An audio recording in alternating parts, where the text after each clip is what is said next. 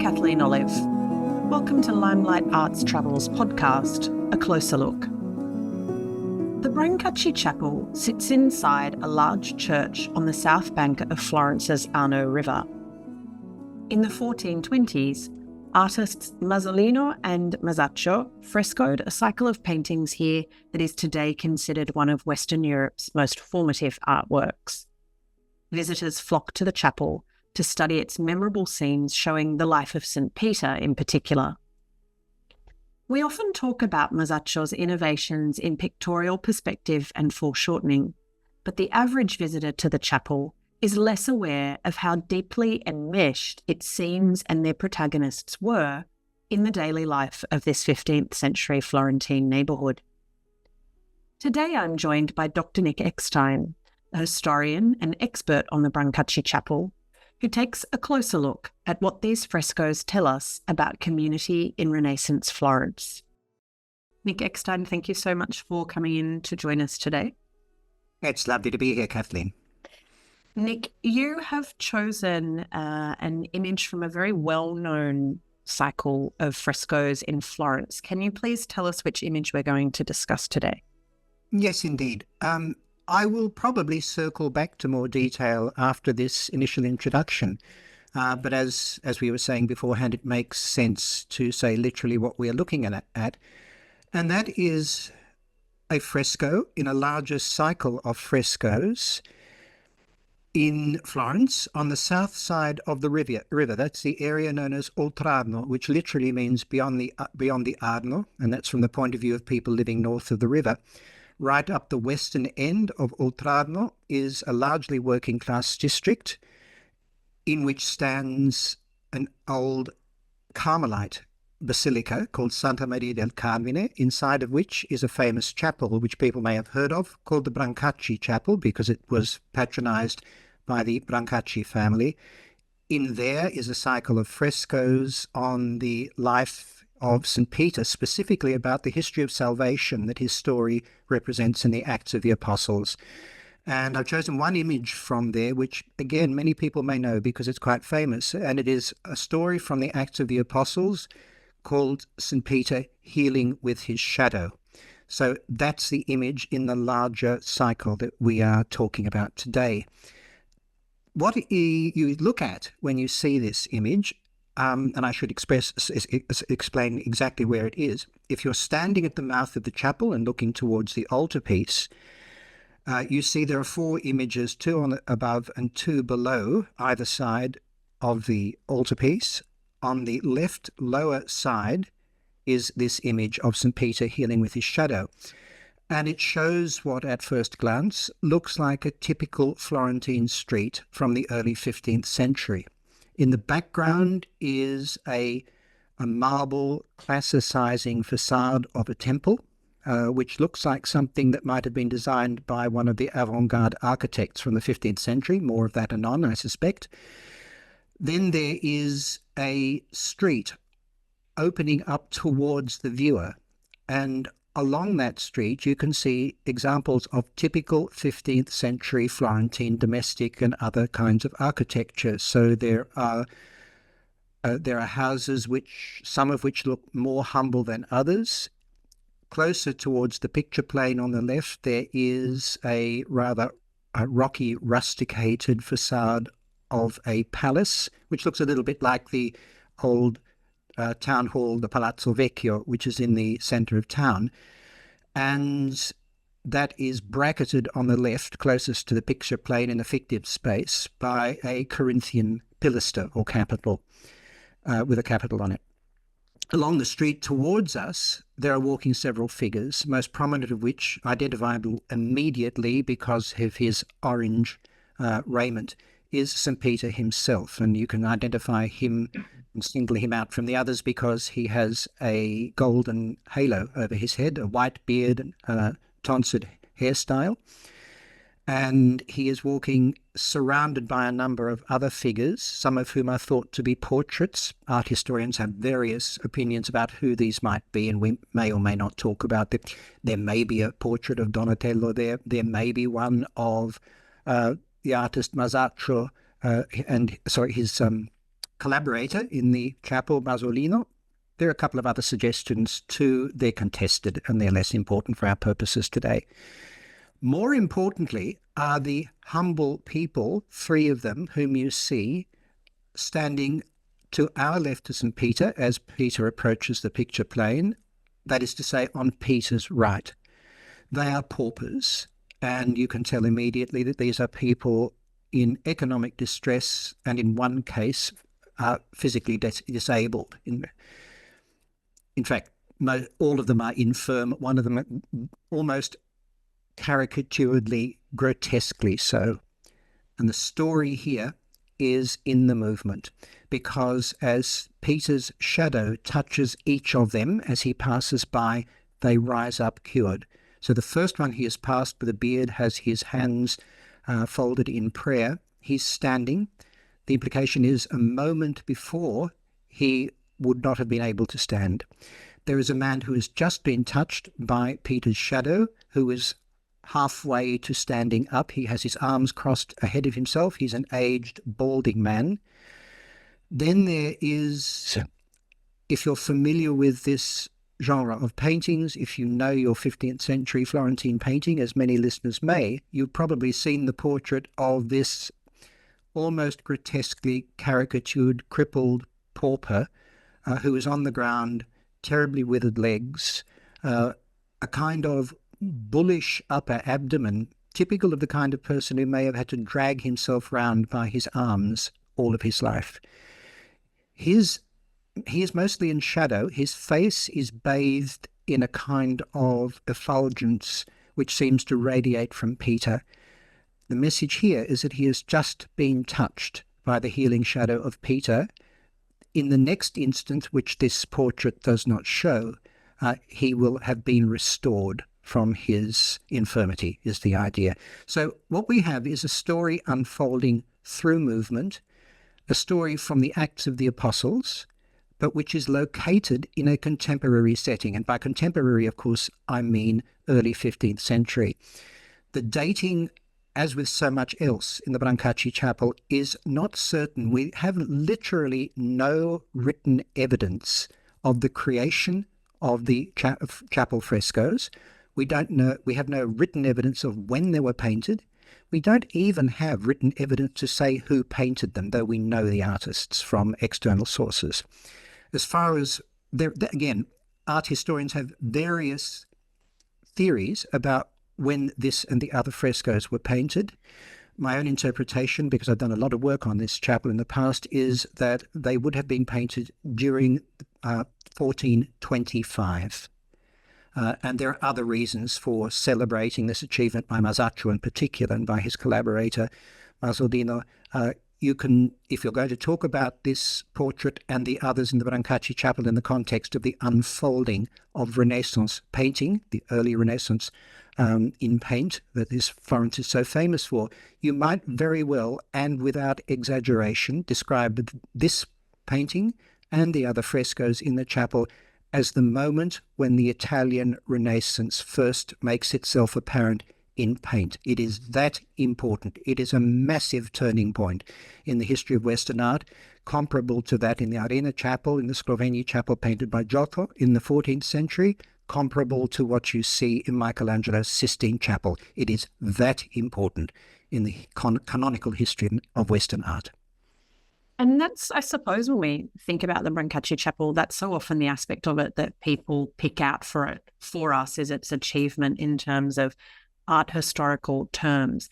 But as you were describing the image and what we see when we stand in front of this fresco scene, I was very struck by how simple it is, how stripped back it is in a sense of much detail. But I was also very touched by the deep sympathy, I would say almost empathy, that's shown in this scene. And yet it's not an episode from the New Testament story that many of us would have heard very often. It seems like quite a minor story in terms of the lives of these people who are spreading the new gospel post-Christ.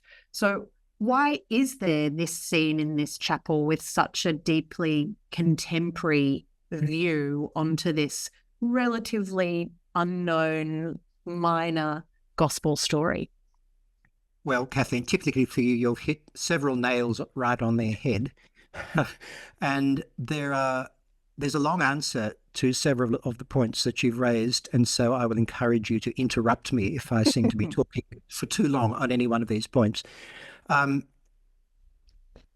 thing that struck me most in what you just said is the, to us, apparently obscure story from the Acts of the Apostles that's being shown here. And the other thing to which you alluded, which is the, I'll put it in slightly different words, the quite demotic character of what's being depicted. This is not the heroic Renaissance we might associate with Michelangelo, for instance. Now, I just mentioned the Sistine Chapel, and I said how, in terms of the history of Western art, this is equally important. That's true, but the subject matter is so utterly different. And what Masaccio depicts here is, in a certain way, shocking. And indeed, what we do know is that these paintings caused a sensation when they were painted and for the rest of the century, and frankly, ever since.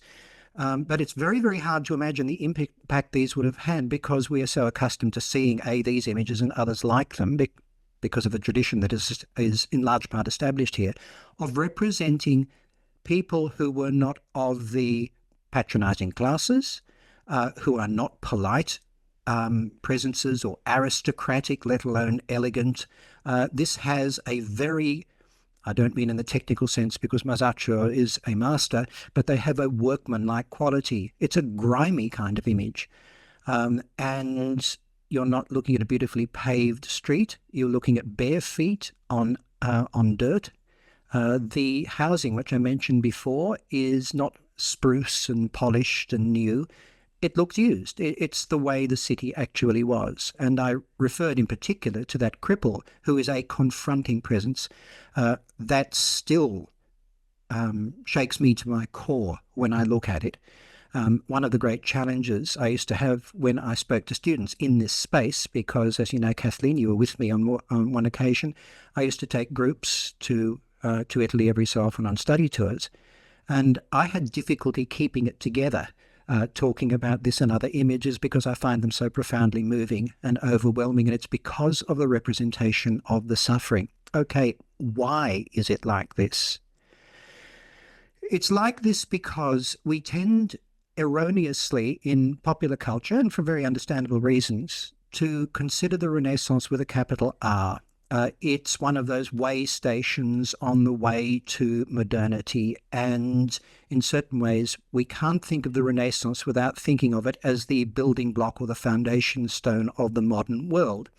We need to remember that the word Renaissance, a French word of course, is not used in the period. It doesn't exist in the way it's used in the 15th century. It's a 19th century invention channeled via a French intellectual called Michelet, coined by a Swiss bourgeois intellectual called Jacob Burckhardt, who invents the modern or the 19th century idea of the Renaissance, and he's doing it to explain the wonders of 19th century bourgeois European society. So it's the past looking back, trying to find its own origins. That's not to dismiss Burckhardt's interpretation, but if you were a 15th century person, you certainly didn't think that way. You did not make a distinction, if you were from this period, between what we would call high culture and low culture. The thing that mattered most to you, and I say this without regard for class, I'm talking about rich and poor, I'm talking about everybody, really. So this is one generalization I'll stand by. You thought of yourself primarily as a Christian attempting to live a good, a virtuous life, and that meant enacting the dictates of charity as laid down in the New Testament, so in the Gospels, Matthew, Mark, Luke, and John, and in particular in the Acts of the Apostles, which is the book that follows Matthew, Mark, Luke, and John in the New Testament. You actually contoured your life and thought of yourself in terms of acts performed by characters in the Bible, chiefly Jesus, and you tried to emulate them in your lives.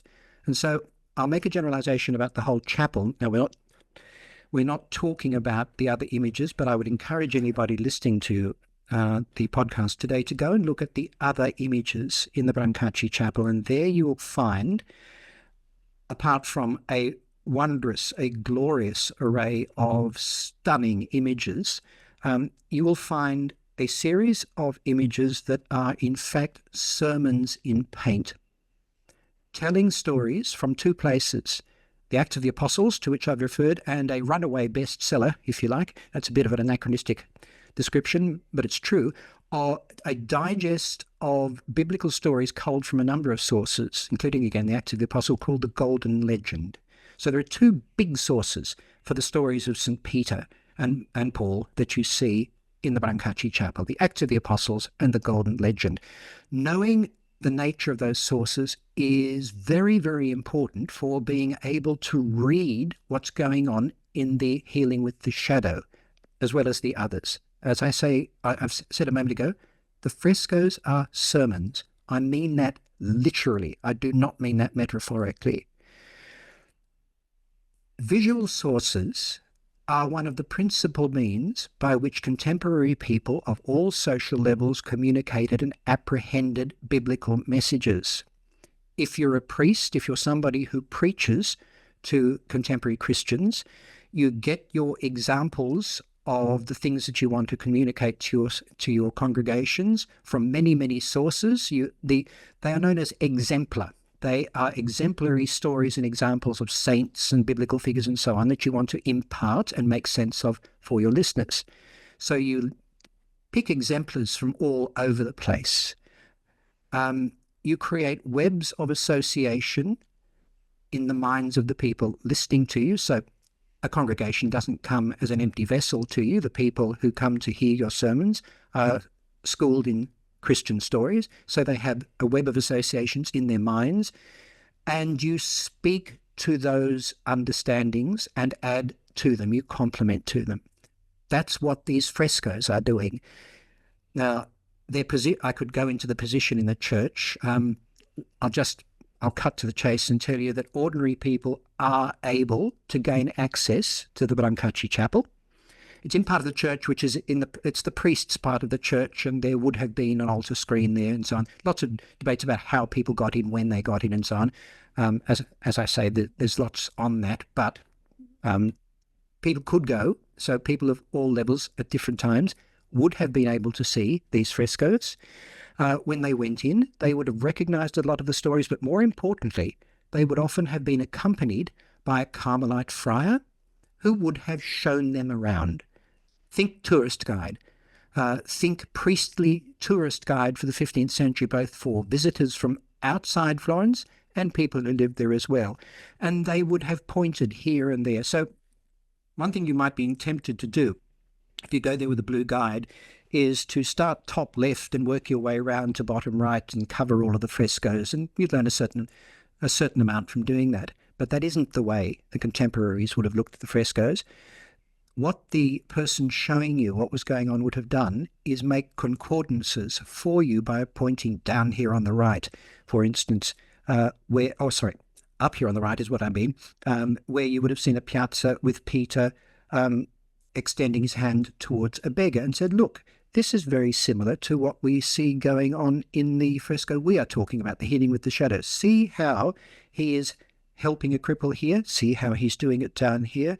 Now let's turn our attention to the right and see St. Peter giving alms to the community at large, which is the image facing the one we're talking about today. See how this is similar too. And by building up these webs of associations, he would have made his listeners aware of the chapel as a kind of echo chamber for biblical ideas. So they would have walked out newly inspirited with those kinds of messages. So this individual image is taking part in a kind of dialogue with other images all around it. So that's a bit of context for understanding this individual image. I'll go a little bit further with this. The Brancacci Chapel, as I mentioned, is in the middle of a church which is at the centre of a district on the south side of the river at the western end, which in this period was famous, also infamous, as a largely working class district where lots and lots of poor people lived. It was a very, very important place for the wool industry, which is one of the major industries of Florence in this period.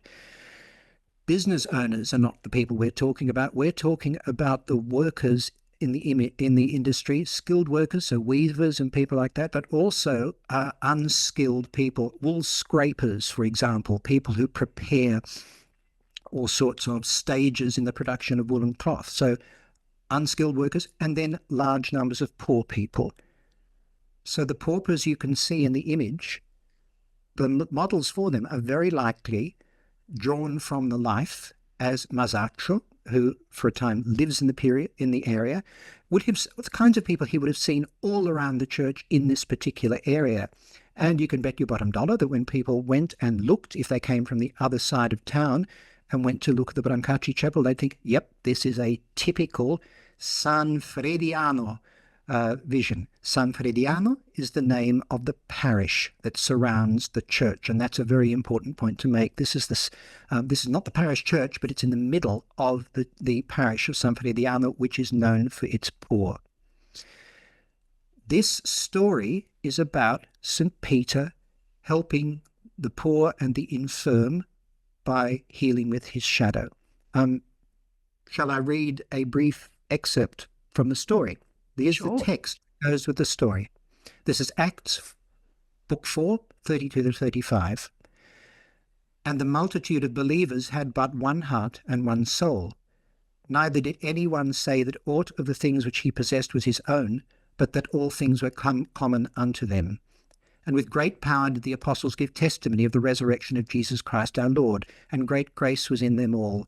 For neither was there any one needy among them, for as many as were owners of lands or houses sold them and brought the price of the things they sold and laid it down before the feet of the apostles, and distribution was made to everyone according as he had need. Now that text actually belongs to the echoing scene to the right of the altar in which Peter is distributing the alms. And what it's saying is that in this community, people shared what they had in the name of the common good.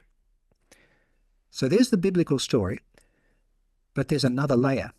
This area is famous because of a series of lay confraternities. This is prayer groups and charitable groups made up of ordinary Christians, not priests, anybody who could afford the regular and quite minimal subscription fee belonged to a confraternity like this. The most important, which met in the Carmelite church, so in the church where these frescoes were painted, is dedicated to St. Mary and to St. Agnes, nicknamed Sant'Agnese, the confraternity of St. Agnes. The people who belonged to the confraternity of St. Agnes, many of whom were behind the commissioning of these frescoes, same people, regularly performed distributions of charity to the poor who lived in the district. So here is a passage from the statutes, that is the rules of the confraternity of St. Agnes, in which they identify poverty in this area as a permanent crisis which they seek to mitigate. So you've heard the Bible just saying that every community must share what it has to help the weakest among them. Here's Sant'Agnese ordering its members to do that. Quote, by dispensing a number of dowries for the love of God to poor and wretched people, miserabili, they call these wretched people, given that in our district of the Dragon, which is another name for the area, another story, and especially in the parish of San Frediano, there are always an enormous number of them who are all around us. In other words, here is a community that practices what it preaches. It commissions a cycle of frescoes showing Peter performing good works. It asks people to see themselves as St. Peter. And then it goes and performs exactly that kind of charity. And it does it for the benefit of the poor, but primarily for the benefit of their own souls in the afterlife. So there's a quid pro quo here. It's Italy we're talking about. It's a transactional kind of relationship. That you are doing the right thing, but by doing this, you speed your soul into the afterlife when you die because you are acting in a virtuous manner.